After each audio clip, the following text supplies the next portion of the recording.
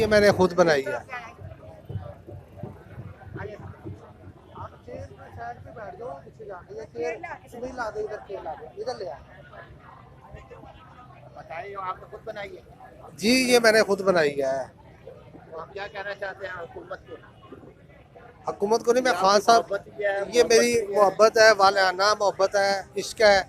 मैं खान साहब को प्रेजेंट करना चाह रहा हूँ। ये मेरा पैगाम खान साहब तक पहुँचा दें।